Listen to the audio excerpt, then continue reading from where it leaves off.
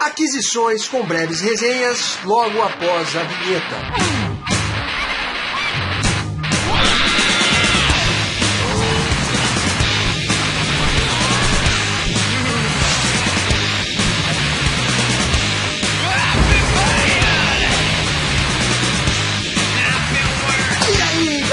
Central HQ, bem-vindos a mais um vídeo das minhas comprinhas aí do mês de outubro, e vai rolar aquela breve resenha de alguns materiais tentando dar um norte para vocês, um possível direcionamento do que vale ou não a pena comprar. Vamos começar primeiro pelos materiais que já tiveram resenhas específicas aqui no canal. Eu estou falando de Batman e Robin, Nascido para Matar, Perramos Dente por Dente da Editora Globo, material bem bacana, Punho de Ferro, Arma Viva, Pétalas, do Gustavo Borges, um material que eu financei pelo Catarse, Ultimate Marvel, edição número 2, mensal da Panini Comics, Superman, Terra 1, volume 2. Já rolou resenha desse material e ó, X-Men, Massacre Marvel, volume 1. Thor, Carniceiro dos Deuses, publicação em capa dura da editora Panini Comics. Eu já fiz resenha do importado desse material. Se você está curioso para saber, eu vou deixar na descrição o link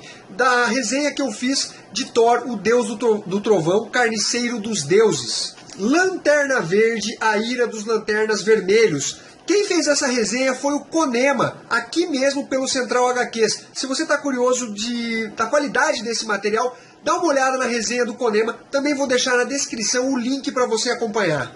Gotham contra o crime. Galera, esse material aqui, eu não fiz resenhas específicas dele, mas eu já comentei tanto desse material, seja em conferências HQ, seja indicando propriamente esse material, até nos primeiros vídeos lá dos primórdios eu falo sobre essa publicação. Ela é genial, ganhador de prêmio Eisner, simplesmente espetacular. Se vocês já acompanharam as últimas conferências até de quadrinhos obrigatórios que eu fiz junto com o Conema e o Vinícius dos Dois Quadrinhos, a gente comenta sobre essa série e quanto ela vale a pena. Então fica a dica desse material, indispensável para qualquer colecionador. Vamos agora para os materiais que terão resenhas específicas aqui no canal. Ainda não rolou, mas vai rolar. Só você ficar de olho aqui e se inscrever no canal Central HQs. A Ameaça do Barão Macaco, uma publicação que eu financei não pelo Catarse, foi por outro crowdfunding, escrito pelo Hector Lima, desenhos do Milton Sobreiro e capa em letras do Felipe Sobreiro. Um material que já tinha sido enviado para mim numa prévia, material fininho, até distribuir entre os inscritos que eram sorteados aqui no canal, e estou com uma expectativa de ler esse material aqui. Outro material é Lanterna Verde 39, porque trata da conclusão da Guerra dos Deuses. Aquele lance todo do Pai Celestial de Nova Gênese querer confrontar o Darkseid, e para isso ele vai em busca da equação da vida, e os Lanternas Verdes podem estar por trás dessa energia que vai favorecer e fazer com que a balança penda em favor dos deuses de Nova Gênese. Então vai rolar uma resenha específica dessa saga que se passou dentro da mensal do Lanterna Verde e também na publicação Tropa dos Lanternas Verdes. Outro material foi me enviado pela editora Companhia das Letras, o Grifo de Abdera, do Lourenço Mutarelli. Na verdade, trata-se de um livro ilustrado. Deixa eu achar aqui alguma imagem para mostrar que realmente é um livro ilustrado. Vamos lá. Olha só. Tem algumas ilustrações, mas ele é mais livro. Outra publicação que vai rolar resenha aqui no canal é João e Maria, pela editora Intrínseca, do Neil Gaiman e Lorenzo Mattotti. Também trata-se de um livro ilustrado. Olha só, eu vou pegar a ilustração aqui para mostrar que eu não estou mentindo. Eu, na verdade, esperava que fosse ser um quadrinho e não basicamente um livro ilustrado. O outro material que vai rolar resenha específica é Batman e Robin, Cavaleiro das Trevas versus Cavaleiro Branco. Quando eu fiz o vídeo de Batman Nascido para Matar, eu me equivoquei, falei que esse material era a continuação daquele, e não é. Então esse material aqui, na verdade, é pré-Novos 52, enquanto o Batman Nascido para Matar já é dentro dos Novos 52, ok? Erro meu, desculpem. Outros materiais que exatamente eu não pretendo fazer uma resenha específica deles, pode ser que role ou não, vai depender muito do meu tempo para poder ler eles. Eu estou falando de Superman Brainiac, publicação em capa dura da editora Panini Comics, por que eu falei que talvez eu não faça? Demorou muito para chegar para mim pela editora Saraiva, então já rolou várias resenhas de outros canais e não sei se vai valer a pena fazer agora. Coleção histórica do Quarteto Fantástico, edição número 1 e edição número 2 dessa coleção histórica aqui.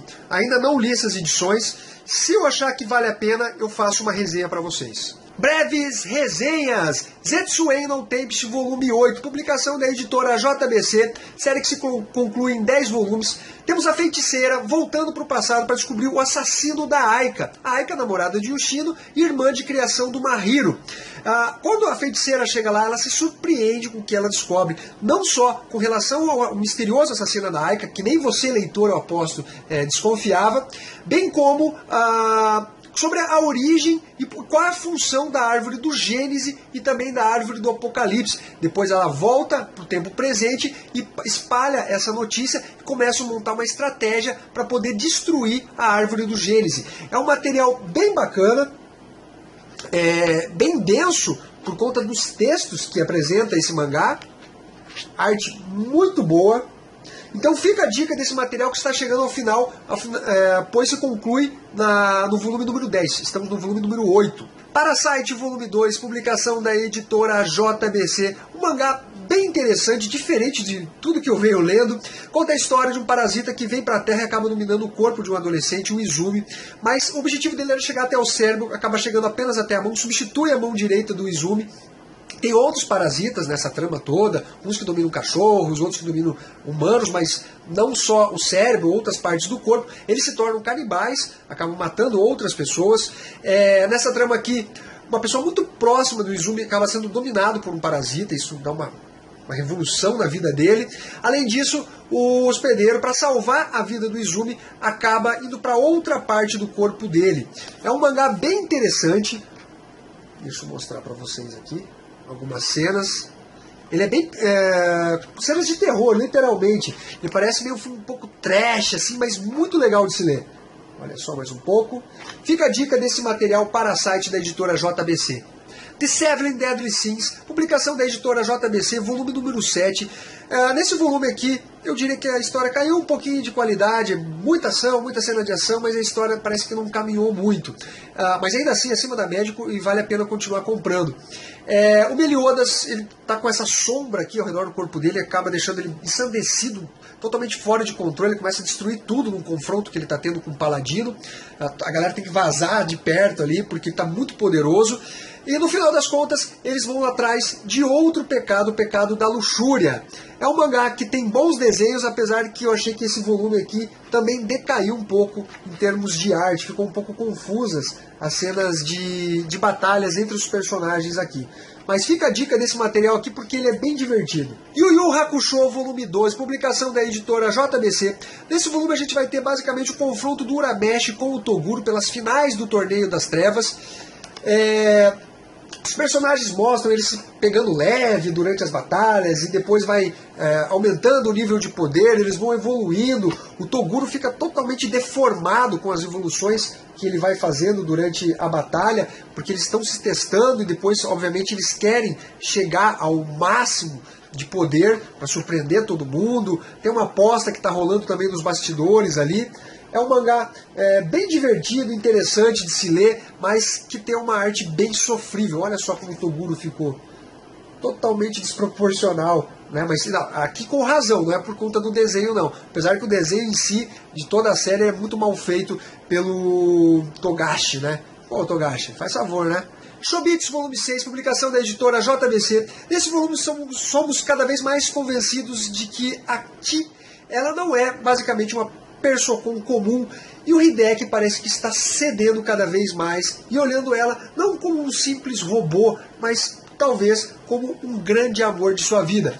É um mangá diferente do que eu estou acostumado a ler, talvez por isso tenha me atraído.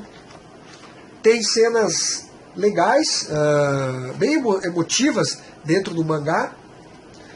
Ele é legalzinho em termos de desenho, mas eu estou gostando dessa série. Ela vai ser concluída em 7 volumes, só falta mais um. E é uma série que particularmente me agradou. Vamos ver o final se vai valer a pena também. Tropa dos Lanternas Verdes, edição número 10, publicação da editora Panini Comics, que vai abordar basicamente a Guerra dos Deuses. Essa saga que está saiu lá nos Estados Unidos, dentro do universo do Lanterna Verde, das várias mensais, Lanternas Verdes, Lanternas Amarelos, que é da revista do Sinestro, Lanternas Vermelhos, a da Tropa dos Lanternas Verdes. Aqui no Brasil ela está saindo basicamente em Lanterna Verde, na mensal, e também na Tropa dos Lanternas Verdes. Eu já falei que vou fazer resenha dessa saga aí dos Lanternas Verdes. Nessa edição aqui, nós temos as tentativas dos Lanternas em parar os Novos Deuses, inclusive invadir Nova Gênesis. Eles vão ter sucesso em algumas coisas, fracassos em outras, algumas traições são percebidas contra a Nova Gênesis, pessoas lá de Nova Gênesis não estão concordando com as ações do Pai Celestial, e depois vai ter a conclusão na revista do Lanterna Verde 39, a mensal da editora Panini. Fique esperto que vai rolar resenha. Miracle Man número 10, publicação da editora JBC. Nessa edição, a gente tem um pouquinho mais sobre o filho do Miracle Man com a Lisa. O Miracle Man volta à forma humana, mas quando ele estava na forma humana, o Mike, né, ele sofreu graves lesões, e isso vai repercutir um pouco nele. O Kid Miracle Man, que é o carinha aqui da capa, ele está influenciando o seu alter ego, porque ele está no estado catatônico, no hospital, e na verdade ele está manipulando para poder voltar à realidade. Ele está preso no subconsciente do moleque aqui. Novas conspirações são apresentadas, é uma história curta, tem desenhos não muito bons. Um pouquinho mais para vocês. O filho do Miracle Man demonstra não ser uma criança normal também. E depois, eu não vou mostrar mais para não soltar spoilers, os extras aqui das páginas rascunhadas, depois elas já finalizadas. E por fim, mas cara, muito extra, muita coisa com relação a essas páginas, totalmente encheção de linguiça, as capas variantes, né? E tem aqui também a história lá da década de vai lá saber quando, com as histórias mais antigas do Miracle Man. Totalmente desnecessário esses vários extras aí. Acho que a Panini comeu bola na publicação aqui. Ela custa R$ 7,50 e é basicamente uma história. Então ficou pesado para o bolso do leitor. E pelo que eu ouvi falar, ela não está vendendo muito bem. E isso eu acredito boa parte culpa da Panini por não fazer um trabalho melhor com relação a essa publicação. Colocou um monte de extras inúteis, publicações envolvendo o personagem lá atrás que não interessa basicamente a ninguém.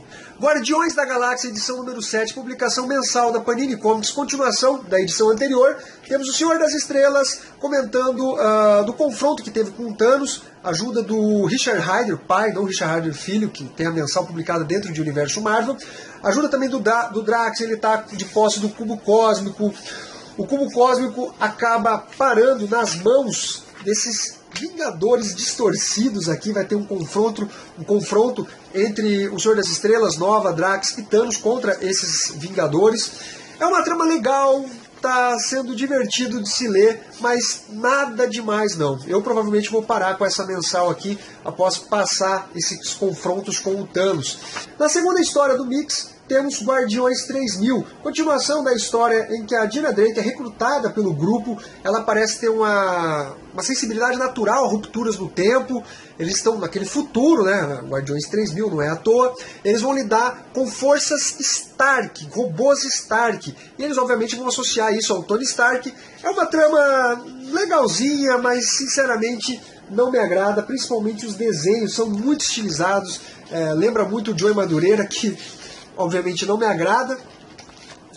É uma história fraca dentro desse mix. Ele começou muito bem, os Guardiões 3000, mas cada vez mais a história está baixando de nível. Para finalizar, temos a história do Senhor das Estrelas. Ele resolve dar um fim no Thanos, vai combater o Titã. E para isso ele vai usar um artefato cósmico muito poderoso. E vai rolar esse combate entre os dois. E obviamente o Thanos tem aquela lábia, aquele poder de convencimento. E vai sair com uma espécie de vitória moral contra o Senhor das Estrelas. Também é falado um pouco do relacionamento dele com a Kitty Pryde. É uma história legalzinha, mas particularmente não estou gostando de forma geral dessa mensal da Panini, não. Universo Marvel, edição número 25, publicação mensal da editora Panini Comics. Nessa edição, abre-se com as histórias da Miss Marvel, e aquele planeta que supostamente estava envenenado, a população tinha que ser retirada dali, e a Miss Marvel se esforçando para resolver toda essa situação, ela descobre, na verdade, que aquele planeta não tem nada de envenenamento, mas sim uma fonte muito grande de adamantium. Então a história vai correr nesse sentido e vai ter uma conclusão, porque são publicadas 2 edições da série da Miss Marvel dentro dessa edição aqui.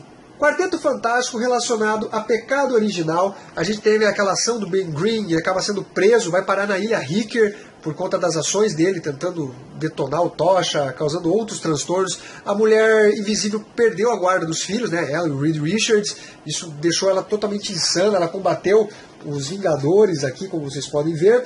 Ela tenta retomar a vida dela junto do Reed Richards. É uma trama legal, mas bem relacionada a Pecado Original. Novíssimos Invasores. Conclusão da história anterior, em que a Radiante queria descobrir o que tinha acontecido, novamente por conta daquele fluxo de energia que rolou com o olho do Visão, Pecado Original, tem influência também na mensal dos Novíssimos Invasores. E ele vai explicar o que aconteceu, qual que era aquele grande segredo, e a Radiante acaba descobrindo que não era exatamente aquilo que ela tinha pensado. É um material bacana, tem aqui a participação do Tocha Humano original, que é um sintetizoide, não é o Johnny Storm do Quarteto Fantástico, mais cenas de ação aqui. Na segunda edição de Novíssimos Vingadores, que está nessa edição aqui, o Tocha Humano original ele acaba descobrindo que o psiquiatra dele, que o psicólogo dele, na verdade, que trabalha para a Shield, não era exatamente um psicólogo. Olha só, ele se transforma numa espécie de sintetizoide robótico monstruoso. Mais pra frente na história, ele e o Namor acabam caindo numa armadilha. Eles têm ciência de que isso pode acarretar, né, na morte dos dois. Eles vão confrontar uma série de robôs Deathlocks. Olha só. A minissérie que vai tratar do Thanos, o filho do Thanos, e descobrir mais sobre o pai. Ele vai investigar algumas ações do pai dele, inclusive ele se identifica um pouco com o Thanos, ainda que ele não queira assumir isso. Vai contar um confronto do Thanos contra o Ego, Planeta Vivo. Uma história bacana, mas nada demais não. Para finalizar, Nova. Ele, em busca do seu pai, descobriu que o pai dele, o Richard Rider, que é o Nova mais clássico, está vivo, e o Nova vai contar com a ajuda do Rocket Raccoon nessa empreitada. Vai atrás de um alienígena que pode saber mais sobre o pai dele, esse carinha verde aqui. Uma história bem bacana de se acompanhar. Galera, acredito que seja isso daí, espero que vocês tenham curtido esse vídeo. Deixe seu comentário, compartilhe, se inscreva no canal, curta a fanpage e acompanhe o site do Central HQs. Um abraço para todos e até a próxima!